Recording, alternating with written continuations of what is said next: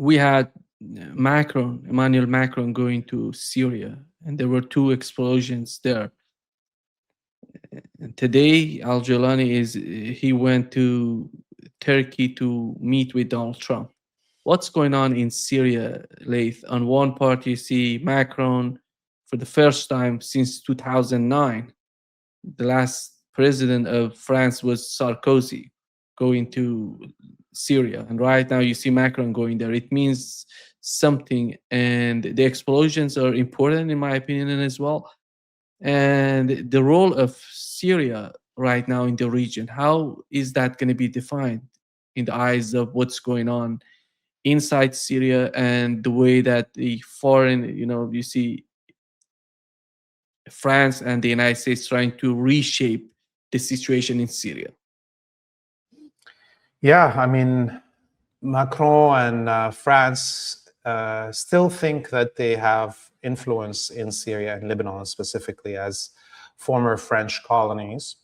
And, we saw how when France was attempting to kind of find a place for it in the negotiations between Lebanon and the Zionist colony, that the Israelis and the United States pushed them out of that.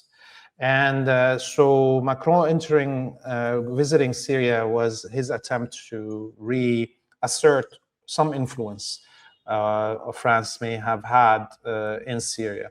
And those explosions that were very crude, they were not really made to kill anyone. Those were messages, I think, from the Israelis, the Americans, and maybe even the Turks, that the era of France having any say inside Syria is ended. And so we don't know which one of those three other powers that now have sway over Syria, the Americans, the Israelis, or Turkey, may have been behind this. But I think the message definitely reached Macron. These explosions probably asserted whatever he heard from Al-Golani, who answers to Erdogan and the United States and Israel.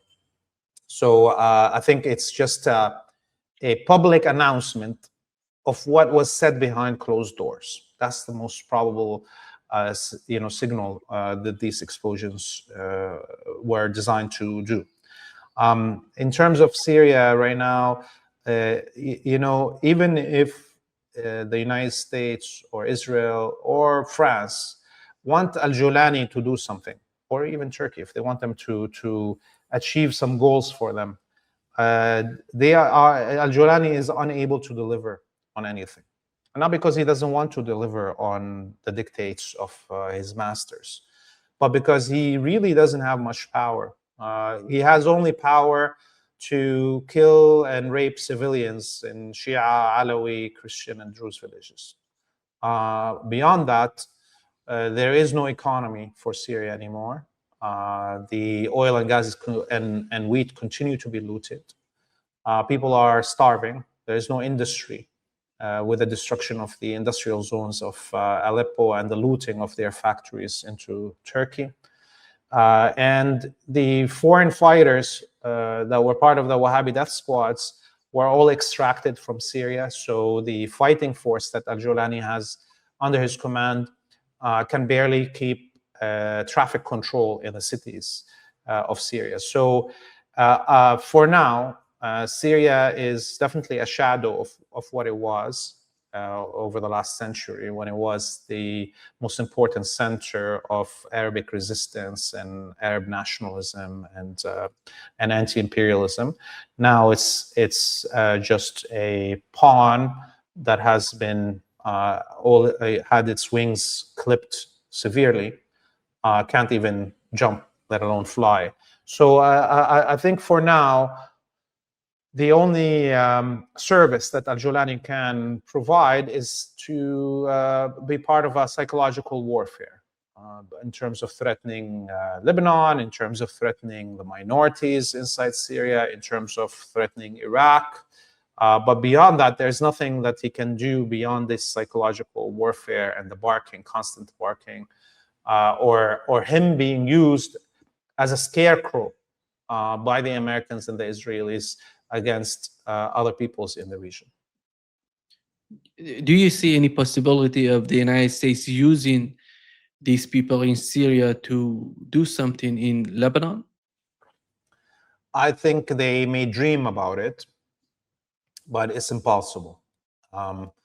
You know, at the height of the power of Al-Golani, you know, the weeks after the fall of Damascus in December 2024, there was the attempted attack by the elite forces of the HTS, what is called the Red Bandanas, from the north of Lebanon into the Beqa Valley. And so in that moment of when Al-Golani still had those 100-something thousand foreign fighters that have been hardened in the war in Syria and the battle in Ukraine, because some of them went and served in the Ukraine and came back. And that moment of chaos within Lebanon, the assassination of Sayyid Hassan Nasrallah, the pager attack, the assassinations of much of the military leadership of Hezbollah. In that moment, when the Red Bandanas attacked into the North Beqa Valley, and this is the height of their power, they were resoundingly defeated by the clans of North Lebanon. Not even Hezbollah get involved. The clans, people from the villages on the border in the north, picked up arms as the Lebanese military ran away and left all the border open for HTS to invade. The clans defeated HTS, Red Bandanas, and not only liberated their own villages that were initially occupied by HTS, but also pushed inwards into Syria and liberated 3 villages and were at the doors of Al-Qasir, which is a very important town in the Homs area. So if we say this is what happened at the height of power of HTS and at the low weakness of Hezbollah. So imagine today when Hezbollah has reorganized, has rearmed, has redesigned its activities and its tactics, for HTS to attack right now when it's already falling apart and cannot govern Syria. It will be suicidal for Al-Golani to do this, and I think this is why it's not going to happen. Maybe the Israelis and the Americans will get so desperate that they wouldn't care about losing Syria and to try to just prove a point against Hezbollah and pressure Al-Golani to go and attack Lebanon. Well, that would be even worse for Al-Golani, but worse for the whole empire, because if Al-Golani actually is pressured into attacking Lebanon, it's not only his troops that are going to be destroyed, but Syria itself will be liberated. I am sure of this 100%. And this is why I think if we get to a point where Al-Golani, his troops attack Lebanon, this will be an indication of how weak the imperial order is and how desperate they are that they would risk the fall of Syria back into the axis of resistance hands. How do you see the role of Turkey in what's going on in Syria? You said maybe Israel and the United States would force the government in Syria to do something. But how about Turkey? What do they want? Turkey, at this moment, is happy having Syria as a market for its excess products. You know, it's now a captured market. There's no other products are allowed to come into the country, by the way. Like there's now, not, you know, Al-Golani went, after he captured Damascus, he also went and actually disbanded production companies, factories, not only killed their owners and so forth, stopped production. So any of the factories that were producing processed foods, you know, cold cuts, frozen vegetables, canned stuff, all the co-ops for pressing olive oil, stuff like this, all of that was disbanded to allow the Israelis, I almost said, the Turkish companies to come and have zero competition for them, even from Syrian products on the market. So right now, the market in Syria is captured, is beholden to Turkish manufacturers, and they are throwing out any excess products that they have, and nobody else is allowed to compete with them, neither locally and or importing anything that could compete with them. So this is the priority for Turkey, especially because of the problems it was having with the European unions and so on, and in terms of exporting its products to the EU. So now they have that situation. So Erdogan is going to add to it the fact that Erdogan is still looting the oil, gas, and wheat of the resort. So I think the top priority for the Turkish government is to make sure Syria stays as a monopoly market for them, and anything that may threaten that, they will work against or they will object to. And this is why I think they are scared of a situation where Al-Golani commits too much to what the Americans and the Israelis want, which will threaten their control of the market in Syria. We learned from the Trump administration that they're seriously thinking of sending troops to Lebanon. I don't know what was the repercussions of that argument in Lebanon, and how is that going to be perceived by Hezbollah or by the government in Lebanon? You know, when I heard that, I laughed very hard, by the way, when I heard that story. And because I was thinking in my mind that Hezbollah actually wishes that this happens. You know, for a long time, Hezbollah has been fighting really all of the empire, but with the empire hiding, pretending that it's Israeli jets that are, doing 2,000 sorties in one day, which of course Israel doesn't have enough jets for that. Hezbollah is fighting the whole empire. Might as well bring the American soldiers on the ground so we can kill them. That's literally what the Hezbollah would be looking forward to, because there's nothing that the United States can do differently than what Israel did, because anyways, the United States gave Israel everything and used its air power with NATO and so forth to bombard Lebanon, to surveil Lebanon. They have their intelligence on the ground here. At least 17 or 18 intelligence agencies from the NATO coalition and so on are here on the ground. There was a few days ago, by the way, 3 spies that were sent by the Israelis, one Egyptian, one Syrian, and one Lebanese spy that were inside Nabateeh city, trying to map out the positions of Hezbollah. And they were captured and killed on the spot. They were executed in the field. Okay, so this is happening all around. The US is doing this, the British are doing it, the French, everybody's Germans, everybody's doing this.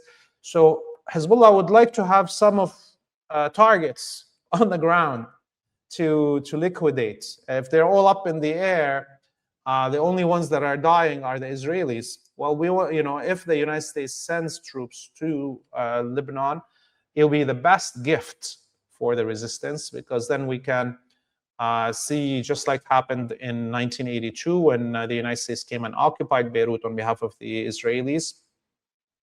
The birth of Hezbollah happened, and that started with the attack on the American barracks, and 220 somewhat American soldiers liquidated in one blow. And that will happen again if the Americans are stupid enough to send troops here. I hope they're stupid, actually. That's stupid. I hope they get that stupid and send troops on the ground. And if they arrive, it's clear especially from the last 6 months, where they will be stationed. There's a base in the north of Lebanon near Tripoli city that already there is around 20-30 American soldiers inside it, and a air defense battery. It's the only air defense battery system in the whole of Lebanon. And there's the airport in the north of Tripoli, also just beside the border of Syria, that the Prime Minister inaugurated work on a month ago.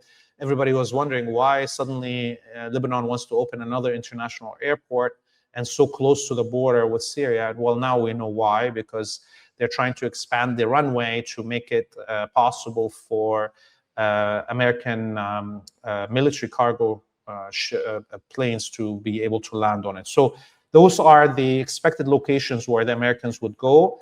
And of course, Hezbollah has their eye on it. Leith, the oil facilities in Syria were under the control of the United States during the Bashar Assad. And right now, I don't know what's the situation there, because every time they're talking about withdrawing the troops from Syria. Is that happening? Who's in charge of those facilities right now? Right now, it is definitely still American and Turkish troops that are there. The family of Erdogan is the one that is exporting the oil through Turkey and eventually to Israel, by the way. So Syrian oil right now is supplying the war machine of Israel. I don't know if Al-Golani is getting now the cut that the Kurdish Contras used to get. Remember the YPG and others were getting around 20% of the revenues from the sales of those looted oil and gas. I don't know if Al-Golani is being given that 20%, but it's still the same arrangement, the same companies that are owned by Erdogan's family that are exporting the oil. I don't think the Americans are going to leave anytime soon. They are getting their own cut from this. I don't think they want to give that all to Erdogan. So for now, it is the same arrangement, with just the Kurdish Contras being replaced by Al-Golani's Contras as the manufacturers locally of any profits from the sales. They're talking about new camps in Gaza, concentration camps, and this reminds everybody what's going on, because this is not something new. The Biden administration tried to do that, and right now the Trump administration is following the same sort of policies. It means that it doesn't matter if you get a Republican or Democrat in the United States, always their policy always be the same. And the main objective of that is disarmament of Hamas. And is that possible for this way? If the Trump administration decides to force that sort of policy in Gaza? Right now, Gaza is still being bombarded. Of course, we saw yesterday attacks on tents. It's happening every day. The Israelis decide that they want to kill a few Palestinians to take out their frustrations on their losses in Lebanon and in Iran. And they target those helpless people in the tents. I saw pictures of those camps being built, and obviously they look like concentration camps. If it smells like a duck, if it quacks like a duck, it's a duck. So it is concentration camps, the same way that the Italian fascists did to the Libyans and what the Germans did to the peoples of Europe. So during the Nazi era. I don't think the Palestinians will accept moving to these camps. You look at how defiant those impoverished people in the tent cities are, and how even when they're being offered, to leave Gaza, they're refusing. So I think these the pictures that we saw of these camps and building these camps are all for the self-satisfaction of the imperialists and the Zionists. They want to show something, that they're doing something. They're trying to play this psychological warfare still, but they're not able to force people into these camps. What are they going to do? These camps are like right on the border with Egypt that they just built. And what are they going to go and snatch people from the middle of Gaza City and force them into these camps? That's not going to happen. And of course, the resistance is not going to disarm. They are still there. You know, we saw a few days ago the Hamas declare that they have disbanded the government structures that came into effect after the election of 2005. And some people were worried that this is a signal that somehow Hamas is, you know, surrendering or giving power to someone else. The reality is that Hamas just disbanded something that doesn't exist anymore. If all the ministries were destroyed, if most of the ministers and the high-ranking civilian officials in Gaza were killed, what is there as a government? And now it's going to be, anytime there's now shortages of anything in Gaza, Hamas can say, it's not our business, talk to the Palestinian Authority, talk to Mahmoud Abbas. So in reality, this disbandment of something that's already destroyed is going to add more pressure on the collaborationist Palestinian Authority and on whatever structures the Americans and the Israelis have created with this peace you know, proposal and the whatever peace summit that they had in Sharm el-Sheikh, the Peace Council, will now be the one that's going to be like, oh, hey, why didn't you deliver the food? Why didn't you deliver the water? Where's the electricity? It's not going to be anymore the issue of Hamas having to answer to those things. It's going to be actually the tools of the Zionists and the imperialists that are going to have to answer to them. So it is, at one hand, it may look like a surrender or a defeat for Hamas, but in reality, it is a master class move that now throws everything in the field of the imperialists and the Zionists.